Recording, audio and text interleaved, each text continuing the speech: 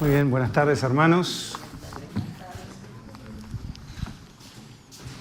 Qué bueno poder estar juntos nuevamente para abrir la palabra del Señor y meditar en esta tarde en su palabra, alentarnos, exhortarnos a través, ¿no?, de la palabra del Señor. Así que vamos a abrir nuestra Biblia en Isaías, capítulo 9. Seguimos pensando en este libro.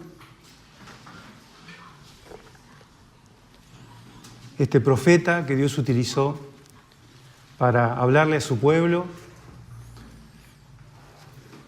en épocas muy difíciles, en épocas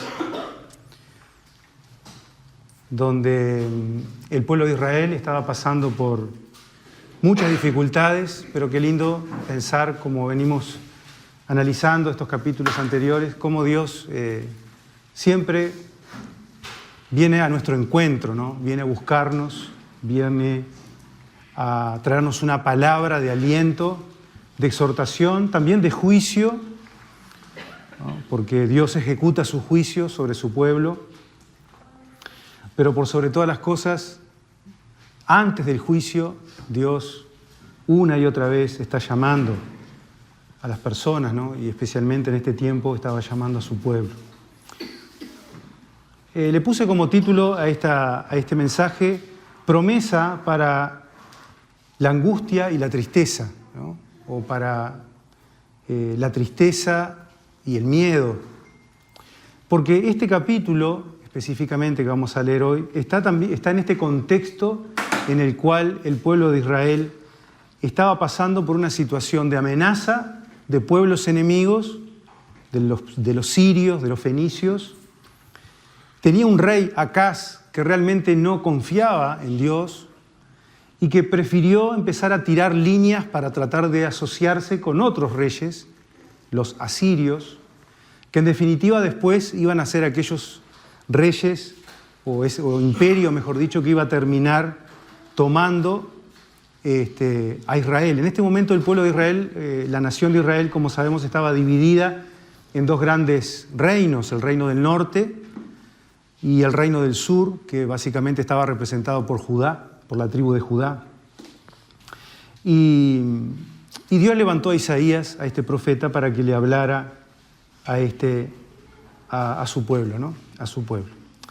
En el capítulo 8 habíamos terminado, justamente si leemos los últimos versículos del capítulo 8, versículo 21 y 22, dice: y pasarán por la tierra oprimidos y hambrientos, y sucederá que cuando tengan hambre se enojarán y maldecirán a su rey y a su Dios, volviendo el rostro hacia arriba. Y el versículo 22 termina diciendo: después mirarán hacia la tierra y verán tribulación y tinieblas, lo sombrío de la angustia, y serán lanzados a la oscuridad. Es un panorama totalmente triste y oscuro, de angustia, de tristeza, de oscuridad, a causa justamente de la invasión de los enemigos. Dios estaba mostrando que realmente el pueblo iba a terminar devastado, ¿no? Y como sabemos, tristemente los asirios tomaron el reino del norte, ¿no?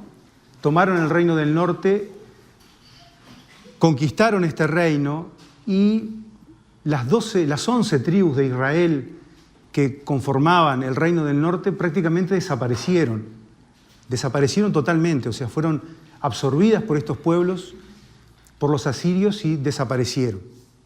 Y solamente después quedó el reino del sur, Judá, con su capital Jerusalén, que ahí tuvo como un bastión, digamos, un tiempo ahí donde fue perdurando, hasta que también fueron tomadas por los babilonios y fueron llevados cautivos por los babilonios algunos años después. La política de los babilonios era un poco distinta a la política de los asirios, porque la política de los babilonios era llevar cautivo el pueblo a su nación, en este caso era Babilonia, ¿no? Y allí tenerlos un tiempo. Y luego de 70 años Dios había prometido que iban a volver. Y bueno, después de 70 años, ese reino del sur que estaba representado por los judíos, volvieron nuevamente De ahí que hoy en día cuando hablamos de Israel, generalmente hacemos referencia a Israel no como Israel, sino como judíos, porque en realidad las otras tribus fueron dispersas, no se saben dónde están. Algún día Dios, como sabemos en su promesa, las va a volver a traer. Pero la que perduró fue la tribu de Judá, esa tribu del sur. Y estamos en este momento, en ese tiempo, ¿no? En ese tiempo de mucha angustia, de mucha tristeza, de mucha incertidumbre y de mucha inseguridad. Pero en ese momento Dios tiene una palabra, justamente una promesa preciosa para su pueblo, que lo vamos a leer acá en los primeros 7 versículos nada más de este capítulo 9. Terminamos en el capítulo 8 con tristeza, con tinieblas. Comenzamos el capítulo 9 también en este mismo sentir, pero automáticamente Dios trae una palabra de fortaleza, de aliento para su pueblo con una promesa preciosa. Entonces vamos a leer ahí los primeros 7 versículos de Isaías 9. Dice: pero no habrá más melancolía o más tristeza, no habrá más tristeza para la que estaba en angustia. Como en tiempos pasados, él trató con desprecio a la tierra de Zabulón y a la tierra de Neftalí. Pero después la hará gloriosa por el camino del mar al otro lado del Jordán, Galilea de los gentiles.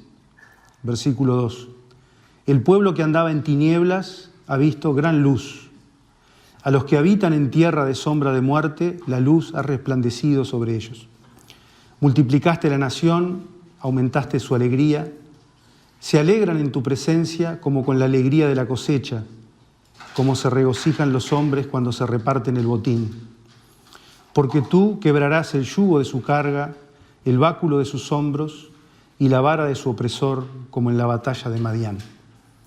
Porque toda bota que calza el guerrero en el fragor de la batalla y el manto revolcado en sangre serán para quemar combustible para el fuego. Versículo 6. Porque un niño nos ha nacido, un hijo nos ha sido dado, y la soberanía reposará sobre sus hombros, y se llamará su nombre Admirable, Consejero, Dios fuerte, Padre eterno, Príncipe de paz. El aumento de su soberanía y de la paz no tendrán fin sobre el trono de David y sobre su reino, para afianzarlo y sostenerlo con el derecho y la justicia, desde entonces y para siempre.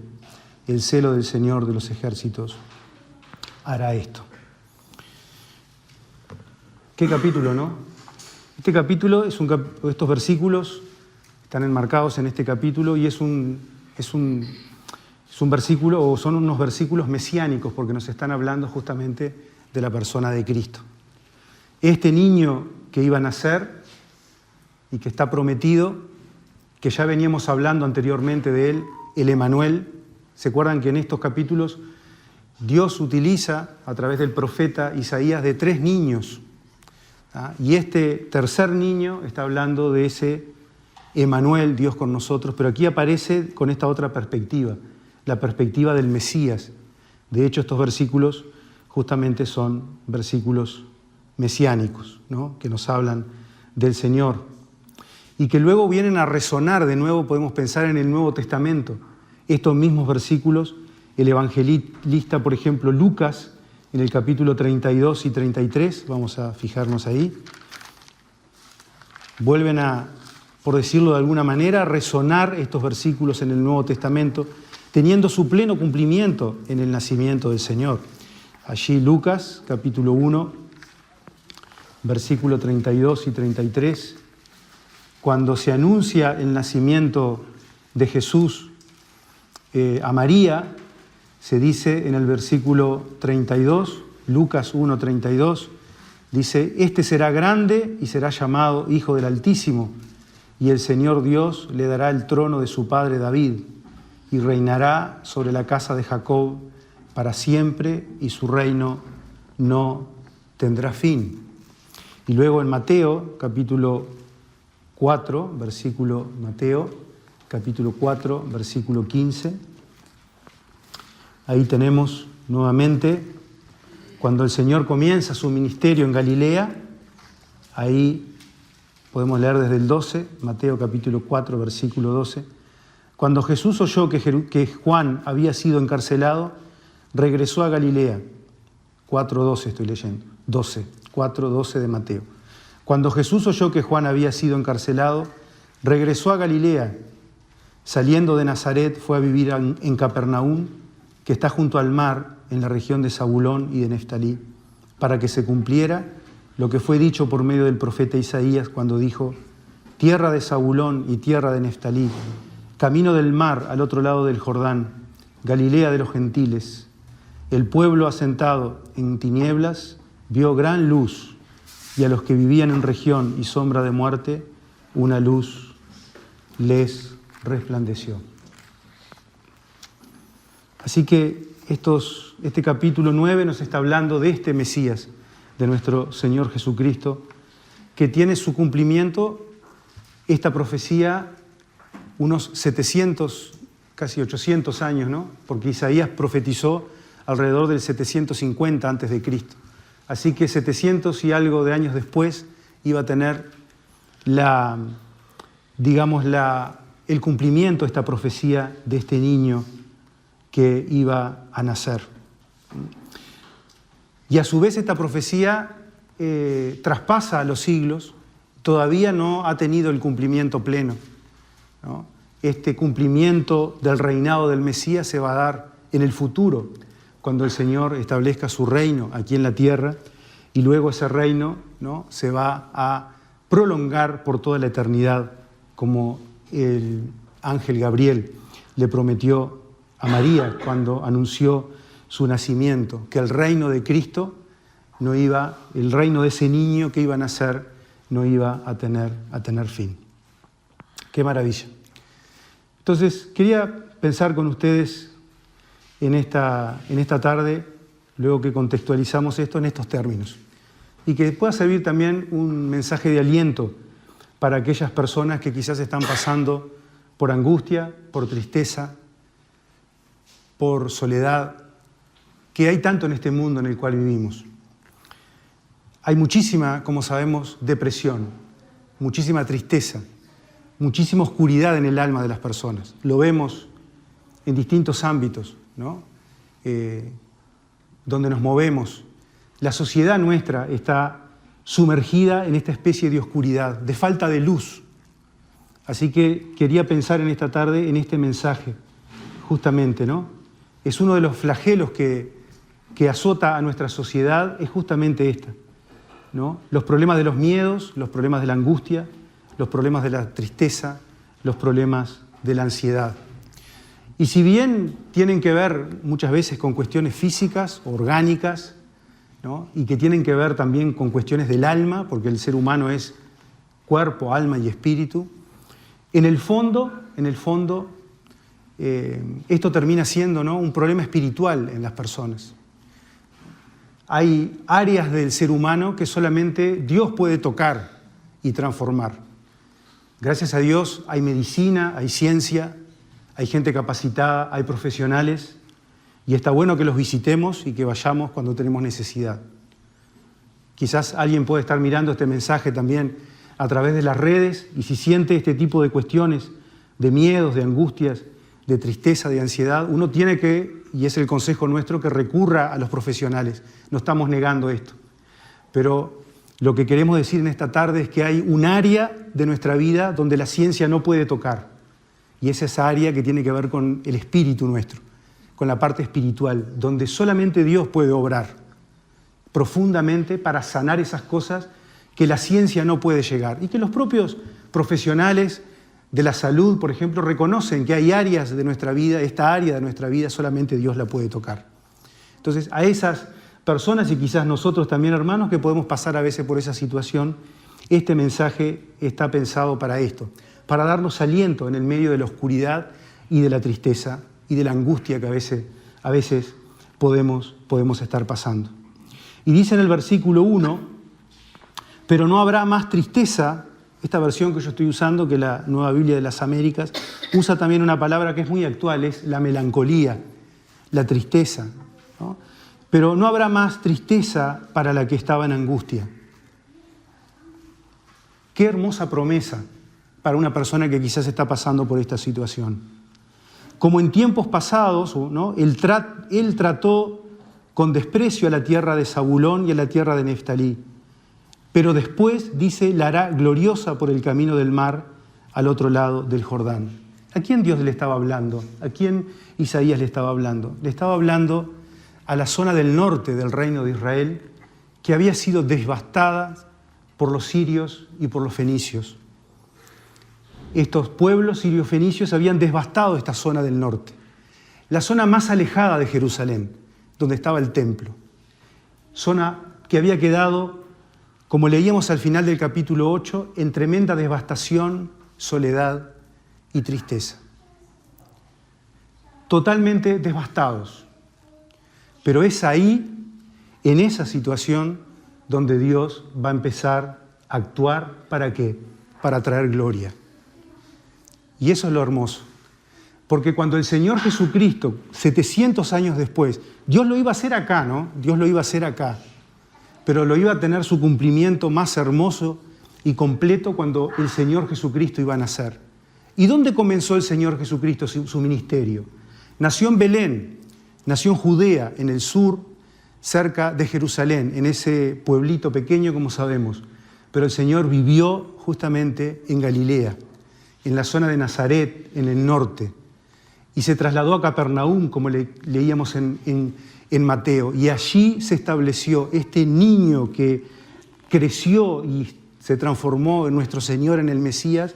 ¿Para qué? Para traer luz a ese pueblo que estaba en oscuridad. Entonces, si alguien está pasando por tristeza, por angustia, por oscuridad, el único que puede alumbrar esa situación y sacarnos de esa situación es Dios, es el Señor, porque Él lo dice en su promesa. Y aunque uno se sienta devastado y totalmente destrozado, destruido, desde el punto de vista quizás espiritual o quizás hasta familiar, económico, esta es la mejor situación en la cual podemos estar para que Dios empiece a obrar. Porque ¿qué fue lo que dice ahí? Que Dios, antes de traer luz, ¿qué hizo? Dios permitió que esto sucediera.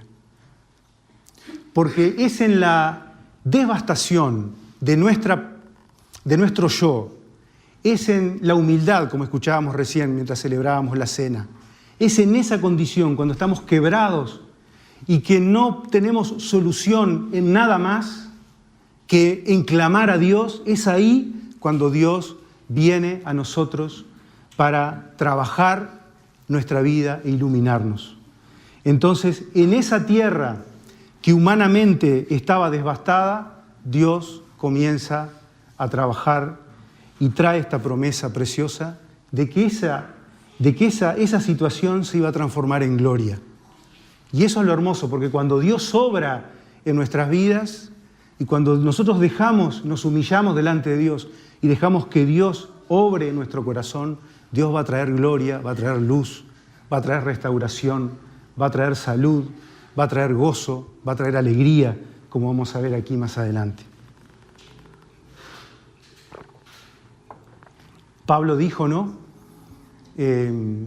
Cuando soy débil, dice, entonces soy fuerte.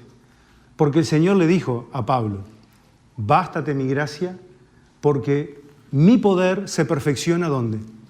En tu debilidad.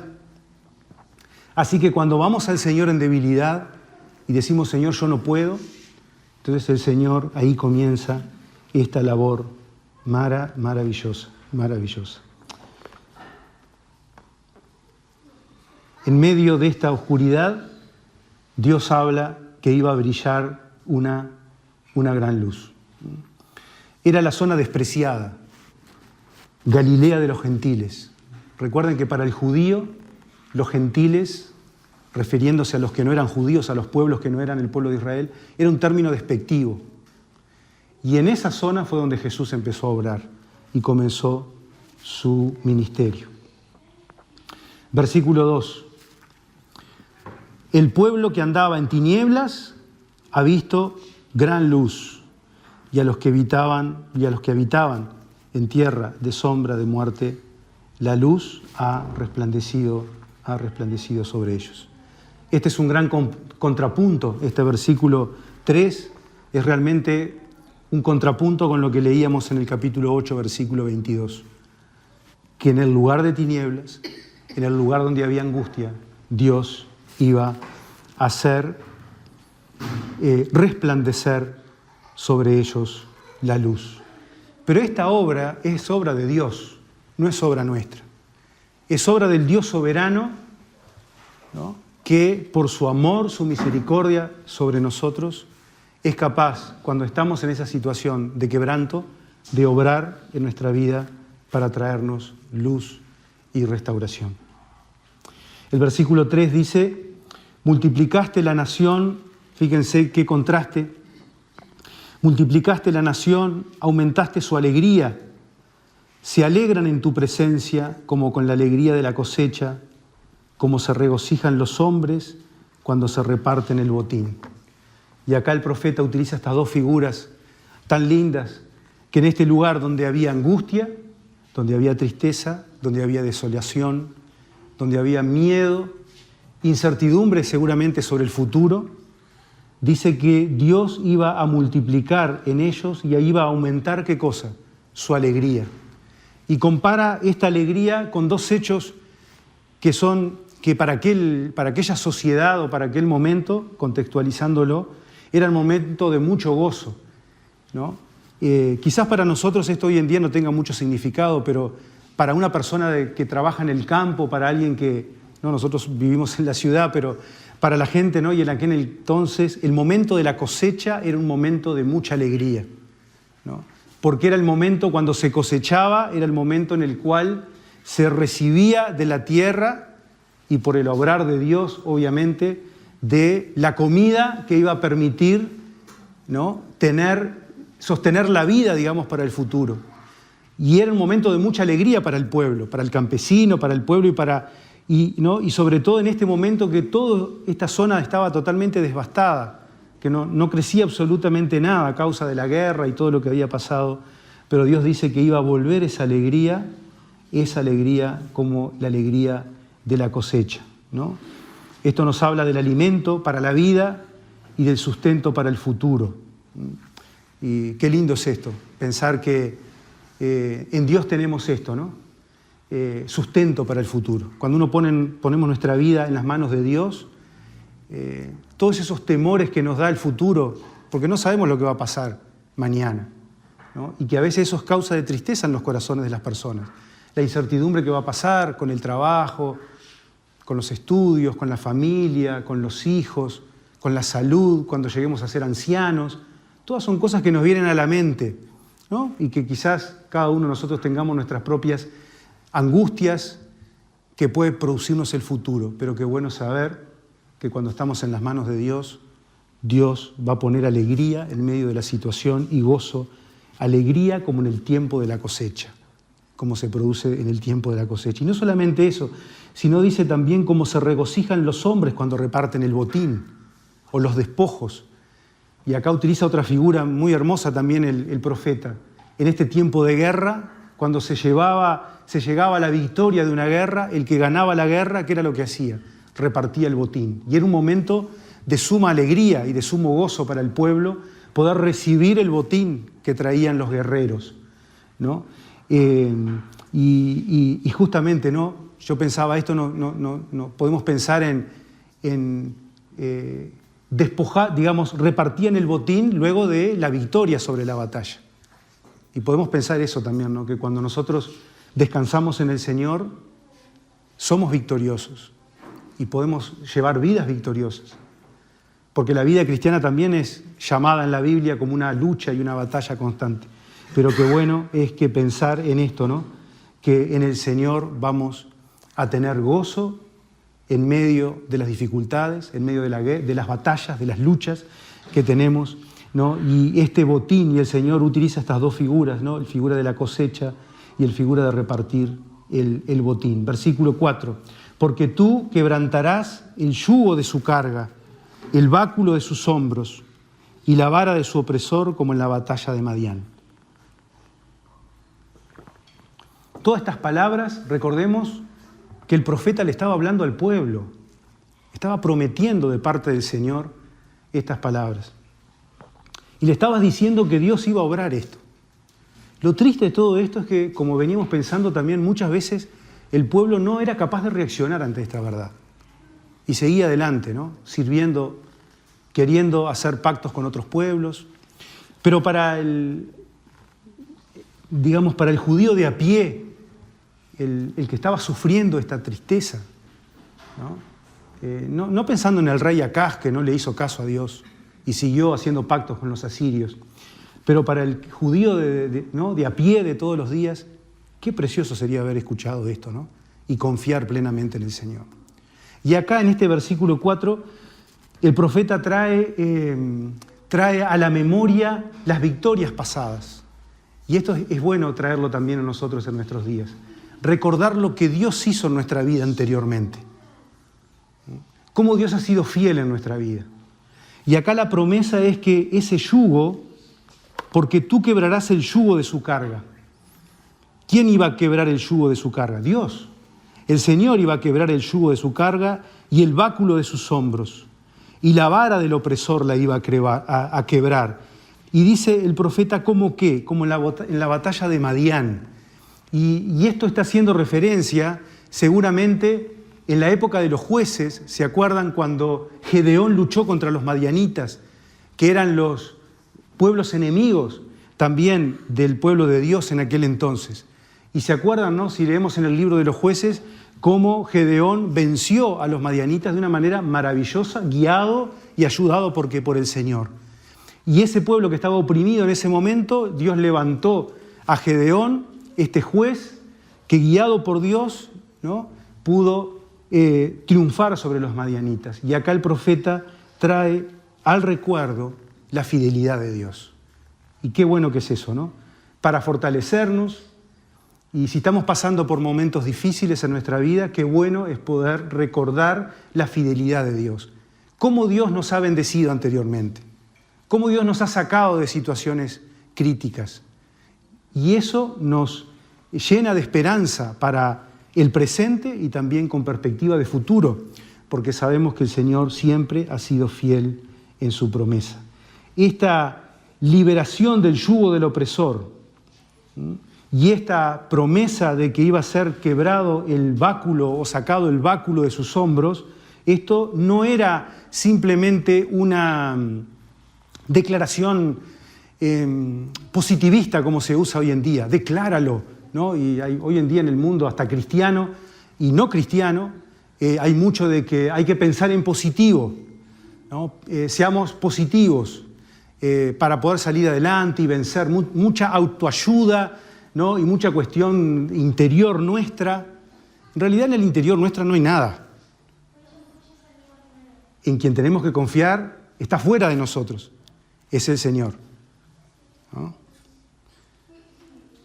A veces las religiones orientales hacen mucho énfasis en que uno tiene que buscar dentro de uno la paz interior y buscar la paz que está dentro. La paz no está dentro nuestra, la paz está fuera nuestra, está en Cristo. Cuando uno tiene a Cristo y descansa en el Señor, en sus promesas, ahí va a disfrutar de la paz. No es una búsqueda interna. Nosotros no tenemos capacidad de buscar nada dentro nuestro porque no hay nada. El Señor es el gran proveedor de todo esto. Y qué hermoso es pensar que no es una cuestión de pensar en positivo lo que está enseñándonos acá, sino en confiar en un Dios fiel que fue capaz de ayudarnos y que va a ser capaz de ayudarnos ahora y que será capaz de ayudarnos en el futuro, en la promesa de Dios. Y eso nos hace pensar también en el valor que tiene la palabra de Dios en nuestra vida, la Biblia, que la tenemos en nuestra mano. Historia hay y en abundancia en la Biblia para mostrarnos que Dios siempre es un Dios fiel, que ha traído luz donde hay oscuridad, ha traído gozo donde hay tristeza y nos ha sacado de cuántas situaciones, ¿no? Así que todo esto anterior nos habla de un Dios real que cumple sus promesas y que está dispuesto a liberarnos y a bendecirnos. Dice en Lamentaciones, capítulo 3, vamos a leer ese pasaje que todos conocemos, un poquito para adelante, Lamentaciones, Después de Isaías viene Jeremías y después viene Lamentaciones, capítulo 3. Hermoso pasaje que nos habla de esta misericordia del Señor.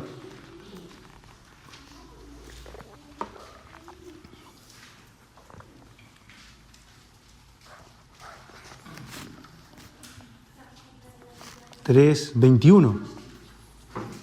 O si quieren, leemos el 19, 3:19, 20, 21 y 22. Dice el 19, Lamentaciones 3:19. Acuérdate de mi aflicción y de mi vagar, del ajenjo y de la amargura. Miren lo que dice el profeta Jeremías acá. Le dice a Dios, acuérdate de mi aflicción y de mi vagar, del ajenjo y de la amargura. Ustedes saben lo que es el ajenjo, ¿no? Es una planta muy amarga. Versículo 20. Ciertamente mi alma lo recuerda, se abate mi alma dentro de mí. Acá hay dolor, ¿no? Acá hay depresión, digamos así en términos modernos, angustia. Ciertamente mi alma lo recuerda y se abate mi alma dentro de mí. Pero ¿qué dice el profeta? Esto traigo a mi corazón, por eso tengo esperanza. Lamentaciones 3:21. Anota este texto. Esto traigo a mi corazón, por eso tengo esperanza. ¿Y qué es lo que trae el profeta en Lamentaciones aquí a su corazón y por eso le trae esperanza? ¿Qué cosa? Versículo 22. Que las misericordias del Señor jamás terminan, pues nunca fallan sus bondades. Son nuevas cada mañana. Grande es tu fidelidad. El Señor es mi porción, dice mi alma. Por tanto, en Él espero. Por tanto, en Él espero. Bueno es el Señor para los que en Él esperan, para el alma que lo busca. Qué lindo esto, ¿no? Esto traigo a mi corazón. Por eso tengo esperanza que Dios, que las misericordias del Señor jamás terminan y nunca fallan sus bondades. Qué grande que es nuestro Dios. Así que, volviendo a Isaías, en el versículo 4 tenemos esta hermosa promesa. Versículo 5 también nos habla, usa otra figura, dice, porque toda boca que calza el guerrero en el fragor de la batalla y el manto revolcado en sangre serán para quemar combustible para el fuego. Así que todas estas cuestiones que el hombre en ese entonces confiaba, que eran todas estas herramientas militares que se usaban en ese entonces para la guerra, Dios dice, un día eso va a servir solamente ¿para qué? Para prender fuego, para calentarse, para cocinar, para lo que sea. Todas esas cosas que nosotros ponemos nuestra confianza, si nosotros ponemos la confianza en el Señor, todas esas cosas van a dejar de servir para nuestra vida. En este entonces las naciones se manejaban, bueno, y hasta ahora, ¿no? Confiando en el hombre, en su poder, hoy en día en el poder económico, en el poder militar, quién tiene la bomba más potente, y así en esa tensión se mantiene una cierta paz aquí en la tierra, entre comillas. Hay gente que está muriendo, ¿no? A causa de las guerras, pero eso a ver quién. Pero qué maravilloso es que en el futuro, pues esta promesa también traspasa el futuro y nos está hablando de que un día el Señor va a establecer su reino y Él presencialmente aquí en la tierra va a gobernar y todas estas cuestiones, todas estas armas van a ser quemadas y utilizadas para fuego. Pero la figura acá que podemos pensar es que todo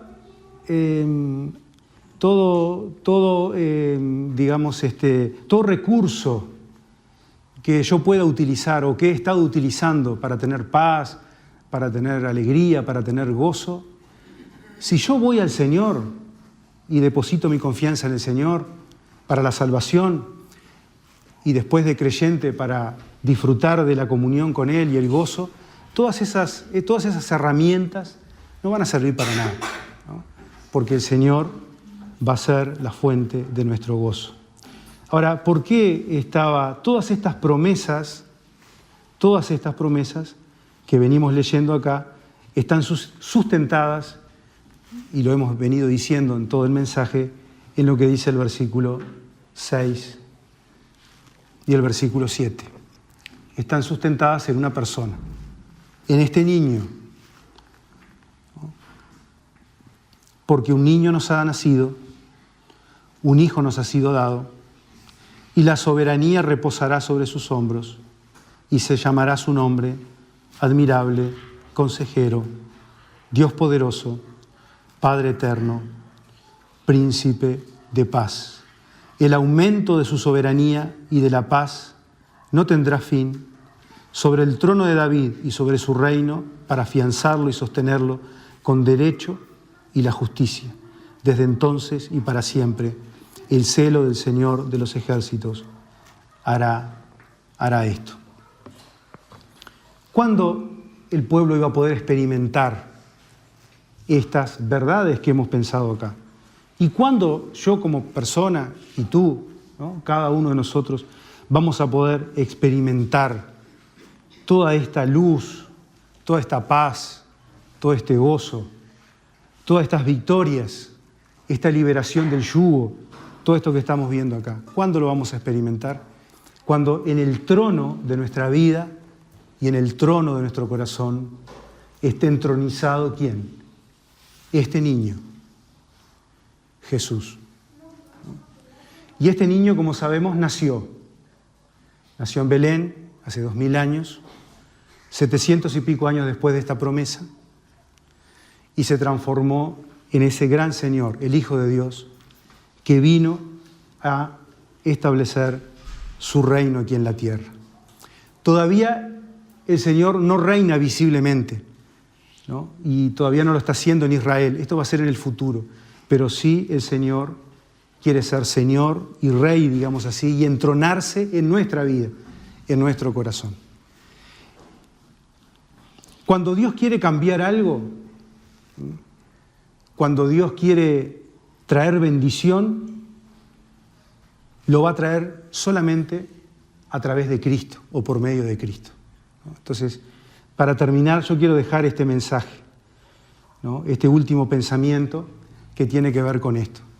Si hay alguna persona que está pasando por todas estas situaciones de tristeza, de dolor que estábamos viendo y de oscuridad, si ponemos a Dios en el lugar que tiene que estar en nuestra vida, y aún como creyentes también, ¿no?, si Cristo nace en nuestro corazón, digamos así, ¿no?, si recibimos a Cristo como nuestro Señor y Salvador, pero después de creyentes también ponemos a Cristo como el primer lugar en nuestra vida y reconocemos en Él estas virtudes tan maravillosas que no las vamos a analizar hoy porque no nos da el tiempo, pero dice que sobre este niño que nos ha nacido, ¿no?, este hijo que ha sido dado, dice que la soberanía reposará sobre sus hombros. Y fíjense las características tan maravillosas que habla del Señor Jesús acá, ¿no? Y llamará su nombre admirable, consejero, Dios poderoso, Padre eterno y príncipe de paz. Y vaya que el Señor Jesús es esto, ¿no?